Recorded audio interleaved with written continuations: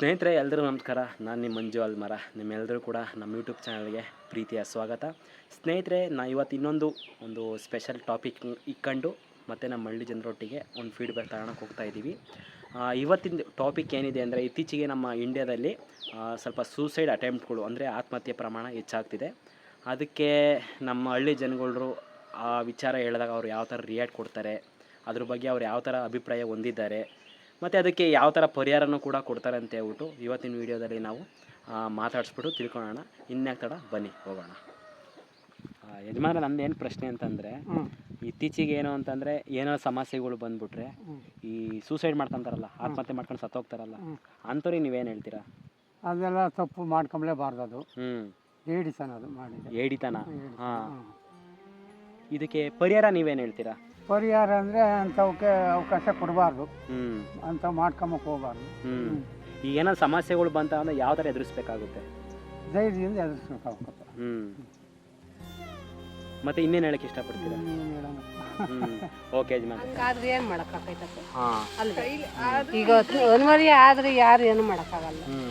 ಈಗ ನಾವು ಸಾಯ್ಬೇಕು ಅಂತ ಬಂದಿದ್ದೀವಿ, ಇಲ್ಲ ಸಾಯ್ಬೇಕು ಅಂತ ಬಂದಿಲ್ಲ, ಏನೇ ಇವಾಗ ಬಂದಿದ್ದೀವಿ. ಇಲ್ಲಿ ಬದುಕು ಮಾಡೋವಾಗ ಏನಾದರೂ ಹೆಚ್ಚು ಕಮ್ಮಿ ಆದರೆ ಯಾರಿಗೆ ಇದು ಮಾಡೋಕ್ಕಾಗಲ್ಲ. ಇಲ್ಲ, ಬೇಕು ಅಂತಾನೆ ಸತ್ತೋಗ್ಬಿಡ್ತಾರ. ಬೇಕು ಅಂತ ಸಾಯಕ್ಕೆ ಯಾರಿಗೂ ಇಷ್ಟಪಡಲ್ಲ.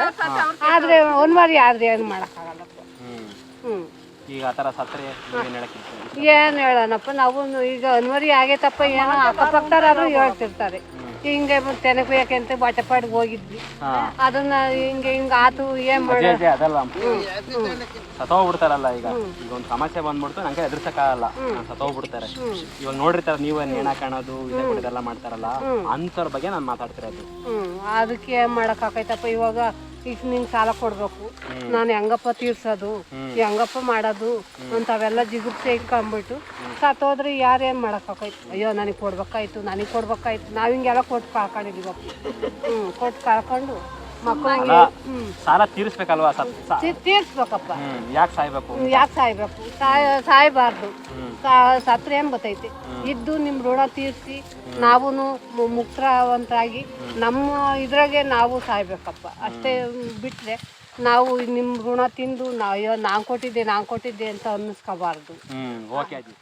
ಅಮ್ಮ, ಈಗ ಏನಾದ್ರು ಸಮಸ್ಯೆ ಬಂತು ಅಂದರೆ, ಈಗ ಎದುರ್ಸೋಕ್ಕಾಗದಲ್ಲೇ ಅಯ್ಯೋ ನಮ್ಮ ಕೈಲಿ ಆಗಲ್ಲಪ್ಪ ಅಂತ ಸತ್ತೋಗ್ಬಿಡ್ತಾರಲ್ಲ, ಅಂಥವ್ರಿಗೆ ಏನು ಹೇಳಕ್ಕೆ ಇಷ್ಟಪಡ್ತೀರಾ? ಅಂಥವ್ರಿಗೆ ಸಾಯಬಾರ್ದು, ನಾವೇನೇ ಕಷ್ಟ ಬಂದು ಧೈರ್ಯವಾಗಿರ್ಬೇಕು ಅಂತ. ಎಷ್ಟು ಒಂದು 100 ಪೆಟ್ಟು ಬಿದ್ರಲ್ವ ಒಂದು ಸಿಲೆ ಆಗೋದು, ಹಂಗೆ ನಾವು ಕಷ್ಟಪಡ್ಬೇಕು. ಅಂದರೆ ಇವತ್ತಿನ ಕಷ್ಟಗಳು ಮುಂದಕ್ಕೆ ಬಗೆಹರದೇ ಹರಿಯುತ್ತೆ, ಸಮಸ್ಯೆಗಳೇನಿರಲ್ಲ, ದೇವರು ಹಂಗೆ ಕೊಡ್ತಾನೆ ಕಷ್ಟ. ಎದುರಿಸ್ಬೇಕಾದಲ್ಲ. ಸರಿ, ನಾನು ಆಯ್ತು. ನನ್ನ ಪ್ರಶ್ನೆ ಏನು ಅಂತಂದರೆ, ಇತ್ತೀಚೆಗೆ ಏನಾದ್ರು ಸಮಸ್ಯೆಗಳು ಬಂತು ಅಂದರೆ ಅದಕ್ಕೆ ಪರಿಹಾರ ಕೂಡ ಇರುತ್ತೆ, ಬಟ್ ಅವರು ಪರಿಹಾರದ ಕಡೆ ಗಮನ ಕೊಡದಲ್ಲೇ ಈ ಸೂಸೈಡು ಮಾಡ್ಕೊಂಡು ಡೆತ್ ಆಗ್ತಾರಲ್ಲ, ಅಂಥವ್ರಿಗೆ ಏನು ಹೇಳ್ತೀರಾ? ಈ ಸೂಸೈಡು ಡೆತ್ತು ಪತ್ತು ಆಗಂತೇಳಿ ನಾವಿನ್ನೇನು ಹೇಳ್ಬೇಕಪ್ಪ ಅಂದರೆ, ಬಾಳ್ಲಾರ್ದಾಳು ಬಾಳೆ ಬೇಗಿದ್ರೆ ಆಳ್ಗೊನ ಕಲ್ಲು ಹಾಕೊಂಬ ಮಟ್ಟಿಗೆ ಹಾಕೋದು ತ್ಯಾಪ್ಕಿರ. ಎತ್ತರು ಹುಟ್ಟರು 1-2 ದಿನ ಅಯ್ಯೋ ಅಂತಾರೆ, ಆಮೇಲೆ ತ್ಯಾಪ್ಕ ಹಾಕ್ತಾರೆ. ಅಷ್ಟೇ ಬದುಕಿ ತೋರಿಸ್ಬೇಕು, ಬಾಳೆ ಬದುಕಿ ತೋರಿಸ್ಬೇಕೆ ಬಿಟ್ಟರೆ ಈ ಸೂಸೈಡು ಅವೆಲ್ಲನ ಅವರು ಹೇಳಿತನಕ್ಕೆ ಹೇಳ್ಬೋದು ಅಷ್ಟೇ. ಇದಕ್ಕೆ ಪರಿಹಾರ ಏನಿರ್ಬೋದು? ಈ ಸಮಸ್ಯೆಗಳು ಬಂತು ಅಂದರೆ ಈಗ ಯಾವ ಥರ ಎದುರಿಸ್ಬೇಕಾಗುತ್ತೆ ಆ ಥರದವರು? ಈ ಥರ ಪರಿಹಾರ ಬಂದದ ಅದನ್ನ ನ್ಯಾಚುರಲ್ ಆಗಿ ಎಲ್ಲರ ಕೈಲೂ ಹೇಳ್ಕೊಂಡ್ರೆ ಅದಕ್ಕೇನು ಸೂಕ್ತವಾದ ಸಮಸ್ಯೆ ಯಾರನ್ನ ತಿಳಿದ್ರೆ ಹೇಳ್ತಾರೆ. ಅದನ್ನ ಕೇಳ್ದಲ್ಲ ಇದ್ದ ಈ ಥರ ಸೂಸೈಡ್ಗಳು ಅಗತ್ಯವಾಗಿ ಆದೇ ಆಗ್ತಾರೆ, ಅದಂತೂ ಖಚಿತಪ್ಪ. ಓಕೆ ಅಣ್ಣ, ಥ್ಯಾಂಕ್ಸ್ ಅಣ್ಣ. ಓಕೆನಪ್ಪ. ನನ್ನ ಪ್ರಶ್ನೆ ಏನು ಅಂತಂದರೆ, ಇತ್ತೀಚೆಗೆ ಏನಂದರೆ ಸಮಸ್ಯೆಗಳು ಏನಾದ್ರು ಬಂದ್ಬಿಟ್ರೆ ಪರಿಹಾರ ಇರುತ್ತೆ, ಬಟ್ ಆದರೆ ಅವ್ರೇನು ಮಾಡ್ತಾರೆ ಅಂದರೆ ಸಾವಿನ ಕಡೆ ನೋಡ್ಬಿಟ್ಟು ಸತ್ತೋಗ್ಬಿಡ್ತಾರೆ, ಸೂಸೈಡ್ ಮಾಡ್ಕೊಂಡು ಸತ್ತೋಗ್ಬಿಡ್ತಾರಲ್ಲ, ಅಂಥವ್ರಿಗೆ ನೀವೇನು ಹೇಳೋಕ್ಕೆ ಇಷ್ಟಪಡ್ತೀರಾ? ಸೂಸೈಡ್ ಮಾಡ್ಕೊಂಡು ಸತ್ತೋಗ್ತಾರೆ. ಅದಕ್ಕೆ ಮೇನ್ ಕಾರಣ ಮೇನ್ ಇರ್ತದೆ, ಏನಕ್ಕೋಸ್ಕರ ಸತ್ತವ್ರೆ ಅಂತ. ಅದರಿಂದ ಯೋಚನೆ ಮಾಡ್ಬೇಕಾಗತ್ತೆ, ಉತ್ತರ ಕೊಡ್ಬೇಕಾದ್ರೆ ಅಷ್ಟು ಇದಲ್ಲ. ಹೌದು, ಕಾರಣ ಏನಂತ ತಿಳ್ಕೊಂಡ್ರೆ ಅವ್ರ ಕಡೆಯಿಂದಲ್ಲ ಇವ್ರ ಕಡೆಯಿಂದಲ್ಲ ಅರ್ಥ ಆಗ್ಬೇಕಲ್ವಾ. ಯಾರು ಈ ಥರ ಹೋಗ್ತಾರಲ್ಲ, ಡೆತ್ ಆಗ್ತಾರಲ್ವಾ, ಅಂಥವ್ರಿಗೆ ಆಗ್ಬಾರ್ದು. ಯಾಕೆ ಅಂತಂದ್ರೆ ಜೀವನ ಅನ್ನೋದು ಬಹಳ ಪವಿತ್ರವಾದ್ದು. ಹೌದು, ಗೊತ್ತಾಯ್ತಾ? ಅದನ್ನ ಹೆಂಗ್ ಉಪಯೋಗಿಸ್ಬೇಕು ಹಂಗೆ ಉಪಯೋಗಿಸ್ಕೊಂಡು ಇದು ಮಾಡ್ಬೇಕು. ಅದನ್ನ ಪ್ರಾಣ ಕಳ್ಕೊಳ್ಳೋ ಶಕ್ತಿ ನಮ್ಮ ಪವರ್ ನಮ್ಗಿಲ್ಲ, ಗೊತ್ತಾಯ್ತಾ? ದೇವ್ರು ಕೊಟ್ಟಿರೋದು ವರದಾನ ಅದು, ಹಿಂಗಾಗಿ ಪ್ರಾಣ ತಕ್ಕೋಬಾರ್ದು. ಈಗ ಏನಾದರೂ ಸಮಸ್ಯೆಗಳು ಬಂದಾಗ ಅದನ್ನ ಯಾವ ಥರ ಅವರು ಈ ಥರ ಬಂದ ಪರಿಹಾರ ಮಾಡ್ಕೊಬೇಕಾಗುತ್ತೆ ಅವರು? ಈ ಥರ ಬಂದಾಗ ಅಂತಂದರೆ ಅಕ್ಕಪಕ್ಕದವ್ರು ವಿಚಾರ ಮಾಡಬೇಕು, ಅವ್ರ ಹತ್ರ ಸಜೆಷನ್ ತಗೋಬೇಕು, ಏನೋ ಕಷ್ಟ ಬಂದಾಗ ಹಿಂಗೈತಪ್ಪ ಏನು ಮಾಡಬೇಕು ಅಂತೇಳಿ ಅದರಿಂದ ಪರಿಹಾರ ಹುಡುಕಬೇಕು. ಸಾಯೋದಕ್ಕೆ ನಮ್ಗೆ ಅಧಿಕಾರ ಇಲ್ಲ. ಓಕೆ. ಓಕೆ ಅಣ್ಣ, ಥ್ಯಾಂಕ್ಸ್. ಅದೇ ನಮ್ಮ ಪ್ರಶ್ನೆ ಏನೇ ಅಂತಂದರೆ, ಈಗ ಏನಾದರೂ ಸಮಸ್ಯೆಗಳು ಬಂತು ಅಂದರೆ, ಏನೋ ಒಂದು ಸಮಸ್ಯೆ ಆಗೋಗ್ಬಿಡುತ್ತೆ ಜೀವನದಲ್ಲಿ, ಅವ್ರೇನು ಮಾಡ್ಬಿಡ್ತಾರೆ ಅಂದರೆ ಈ ಸಮಸ್ಯೆಗಳಿಗಿಂತ ಸಾಯೋದೇ ಬೆಟ್ರು ಅಂತ ಸತ್ತೋಗ್ಬಿಡ್ತಾರಲ್ವ, ಅಂಥವ್ರಿಗೆ ನೀವೇನು ಹೇಳ್ತೀರಾ? ಅಂಥವ್ರಿಗಿನ್ ಏನು ಹೇಳೋಣಪ್ಪ, ಸಾಧಿಸ್ಬೇಕು. 2 ದಿನ ಇದ್ದು ಸತ್ರಿ ಎಂಬತ್ತೈತಿ, ಏನು ಅಪರೂಪದ ಜನ್ಮ ಸಾಧಿಸ್ಬೇಕು ಅಂತ ಹೇಳ್ತೀವಪ್ಪ. ಮುಂಚೆ ಹುಟ್ಟಿದ ಮೇಲೆ ಮಾಡ್ಕೊಂಬೋದು ಒಳ್ಳೇದಲ್ಲ ಅಂತ ಹೇಳ್ತಾರಪ್ಪ. ಒಟ್ಟಾಗ ಏನೇ ಬಂದರೂ ಜಯಿಸ್ಬೇಕು ಅದನ್ನು. ಏನು ಮನುಷ್ಯರು ಬರ್ದೆ ಇನ್ನಾರೇ ಬರ್ತಲ್ಲ ಸಮಸ್ಯೆ. ಅಷ್ಟೇ, ಮಾಡಕ್ಕೆ ಬರಲ್ಲ. ಇಷ್ಟೇ ಇದ್ರು ಕಷ್ಟ ಬಂದರೆ ಅದನ್ನು ಅನ್ವಯಿಸ್ಬೇಕು, ನಿಭಾಯಿಸ್ಬೇಕು ಅಂತ ಹೇಳ್ತಿದ್ದಾರೆ ಅಜ್ಜಿ. ಐತಪ್ಪ ತಿಳುವಳಿಕೆ. ಅಜ್ಜಿ, ನಿಮ್ಗೇನೋ ಸಮಸ್ಯೆ ಬಂದರೆ ನೀವು ಯಾವ ಥರ ನಿಭಾಯಿಸ್ತೀರ ಅದನ್ನು? ಅದಕ್ಕೆ ಆ ಥರ ನಿಭಾಯಿಸೋದಪ್ಪ. ನೀವೇನು ಮಾಡ್ತೀರಿ ಯಾವ್ದಾದ್ರು ಸಮಸ್ಯೆಗಳು ಬಂತು ಅಂದರೆ? ಏನು ಮಾಡೋಣ, ಅದನ್ನೇ ನಾವು ಗಟ್ಟಿ ಮನಸ್ಸು ಮಾಡ್ಕೊಂಡು ಜೀವನ ಸಾಗಿಸ್ತೀವಿ. ಗಟ್ಟಿ ಮನಸ್ಸು ಮಾಡ್ಕೊಂಡು ಅಜ್ಜಿ ಅದನ್ನು ಸಮಸ್ಯೆನ ಬಗೆಹರಿಸ್ತೀನಿ ಅಂತ ಹೇಳ್ತಾರೆ. ಓಕೆ ಅಜ್ಜಿ, ಥ್ಯಾಂಕ್ ಯು. ಅಣ್ಣ, ನನ್ನ ಪ್ರಶ್ನೆ ಏನು ಅಂತಂದರೆ, ಇತ್ತೀಚೆಗೆ ಏನು ಅಂತಂದರೆ, ಈಗ ಏನಾದರೂ ಒಂದು ಸಮಸ್ಯೆಗಳು ಬಂದ್ಬಿಟ್ರೆ ಅದನ್ನು ಎದುರಿಸೋಕ್ಕಾಗದೆ ಅರ್ಧ ಬರ್ಧ ವಯಸ್ಸಿಗೆ ಸತ್ತೋಗ್ಬಿಡ್ತಾರಲ್ವ, ಸೂಸೈಡ್ ಮಾಡ್ಕೊಂಬಿಟ್ಟು, ಅಂಥವ್ರಿಗೆ ಏನು ಹೇಳ್ತೀರಾ ನೀವು? ಹಾಂ, ಅರ್ಧವ್ರು ಅದು ಯೋಚನೆ ಮಾಡಿ ಯಾವ್ದ್ರ ಬಗ್ಗೆ BP ರೈಸ್ ಆಗೋದು BP ಆಗಿ. ಹಾಂ, ಓಹ್ ಬಿ ಪಿ ಅಂತಲ್ಲ, ಏನೋ ಒಂದು ಸಮಸ್ಯೆ ಬಂದ್ಬಿಡುತ್ತೆ, ಪರಿಹಾರ ಇರುತ್ತೆ ಮುಂದಕ್ಕೆ, ಬಟ್ ಅದೇ ಪರಿಹಾರ ಕಡೆ ನೋಡಲ್ಲ, ಅವರು ಸತ್ತೋಗ್ಬಿಡ್ತಾರೆ. ಅವರು ಯೋಚನೆ ಮಾಡ್ತಾರೆ, ಆ ಥರ ಯೋಚನೆ ಮಾಡ್ತಾರೆ. ಅಂಥವ್ರು ನೀವೇನು ಹೇಳ್ತೀರಾ? ಏನು ಹೇಳೋಕ್ಕಲ್ಲ, ಅವ್ರ ಜೀವನದಲ್ಲಿ ಏನು ಸಾಧನೆ ಮಾಡ್ತಾರೆ, ಸಾಧನೆ ಮಾಡಿದ್ರೆ ಸಾಯ್ತಾರೆ. ಈ ಥರ ಸಮಸ್ಯೆಗಳು ಬಂದರೆ ಇದಕ್ಕೇನು ಪರಿಹಾರ ಇರ್ಬೋದು? ಪರಿಹಾರ ಅಂದರೆ ಬೇರೆ ಕೈಲಿ ಹೇಳ್ಕೊಂಡು ಸಮಸ್ಯೆ ಪರಿಹಾರ ಮಾಡ್ಕೋಬೋದು. ಮಾಡ್ಕೊಂಬದಲ್ಲೇ ಇದ್ದರೆ ಸತ್ತೋಗ್ತಾರೆ. ಅಂದರೆ ಈ ಥರ ಏನೇ ದುಃಖಗಳಿದ್ರೆ ಶೇರ್ ಮಾಡ್ಕೊಳ್ಳೋದು ಒಳ್ಳೆಯದು. ಓಕೆ ಅಣ್ಣ, ಥ್ಯಾಂಕ್ಸ್. ಇತ್ತೀಚೆಗೆ ಏನಾದ್ರು ಸಮಸ್ಯೆಗಳಾಯಿತು ಅಂತಂದರೆ ಅರ್ಧ ಬರ್ಧ ವಯಸ್ಸಿಗೆ ಸತ್ತೋಗ್ತಾರಲ್ಲ, ಸೂಸೈಡ್ ಅಂಥವ್ರಿಗೆ ಏನು ಹೇಳ್ತೀರ? ಏನು ಹೇಳೋಕ್ಕಾಗಲ್ಲ. ಹಾಂ,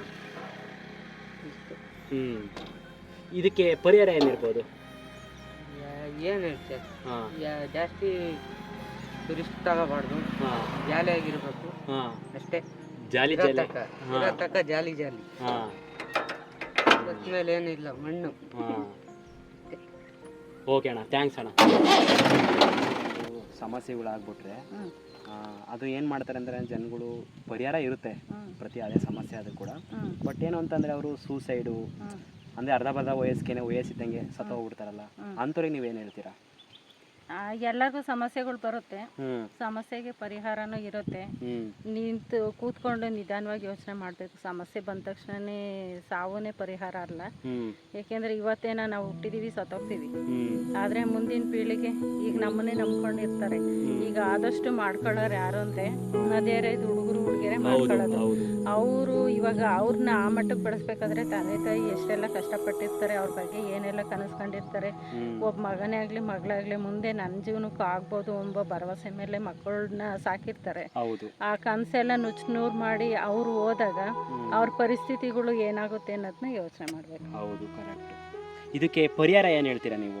ಪರಿಹಾರ ಅಂದರೆ ಅವ್ರು ಕೂತು ಯೋಚನೆ ಮಾಡಬೇಕಪ್ಪ, ಅಷ್ಟೇ ಪರಿಹಾರ. ಯಾಕೆಂದರೆ ಜೀವನದಲ್ಲಿ ಬೇಕಾದಷ್ಟು ಈಗ ಎಲ್ಲಾನು ಸಮಸ್ಯೆಗಳೂ ಇರುತ್ತೆ, ಆದರೆ ಒಂದು ಸಮಸ್ಯೆನೇ ಸಾವೇ ಪರಿಹಾರ ಅಲ್ಲ. ಅದಕ್ಕೆ ಬೇರೆ ದಾರಿಗಳನ್ನ ಕಂಡ್ಕೋಬೇಕು, ನಿಧಾನವಾಗಿ ಕೂತು ಯೋಚನೆ ಮಾಡಿ ಒಂದು ನಿರ್ಧಾರವನ್ನು ತಗೋಬೇಕು. ಸರಿ ಅಮ್ಮ, ಥ್ಯಾಂಕ್ ಯು. ಏನಾದರೂ ಸಮಸ್ಯೆಗಳು ಬಂತು ಅಂದರೆ ಅದನ್ನ ಎದುರಿಸೋಕ್ಕಾಗದೆ ಸತ್ತೋಗ್ಬಿಡ್ತಾರಲ್ಲ, ಅಂಥವ್ರಿಗೆ ಏನು ಹೇಳ್ತೀರಾ? ಏನು ಹೇಳೋಣಪ್ಪ ಅವ್ರಿಗೆ, ಧೈರ್ಯ ಇದ್ದರೆ ಫೇಸ್ ಮಾಡಲೇಬೇಕಪ್ಪ. ಧೈರ್ಯ ಬೇಕೇ ಬೇಕು. ಅಷ್ಟೊಂದು ಧೈರ್ಯ ಇಲ್ಲ ಅಂದರು ಏನು ಮಾಡೋಕ್ಕಾಗಲ್ಲ. ಅದಂತೂ ಖಂಡಿತ. ಅಂಥ ಸಿಚುವೇಶನ್ ಬಂದಾಗ ನೀವೇನು ಅವ್ರಿಗೆ ಪರಿಹಾರ ಹೇಳ್ತೀರಾ? ಹೆಂಗಿರ್ಬೇಕಾಗುತ್ತೆ ಅವರು? ಮನ್ಸಿಗಿನ್ನೂ ಧೈರ್ಯ ಮಾಡ್ಕೊಂಡು ಮನ್ಸು ಇರ್ಬೇಕು, ಅಷ್ಟು ಬಿಟ್ರೆ ಅವರಷ್ಟು ಕಷ್ಟ ಯಾರಿಗಿರ್ತದೋ ಯಾರಿಗೆ ಗೊತ್ತಿಲ್ಲ. ಮನಸ್ಸು ಧೈರ್ಯ ಮಾಡ್ಕೋಬೇಕಷ್ಟೇ, ಅದ್ರ ಮುಂದೆ ಯಾರಿಲ್ಲ. ಮನ್ಸು ಧೈರ್ಯ ಮಾಡ್ಕೊಂಡ್ರೆ ಆಗುತ್ತೆ. Okay, thanks.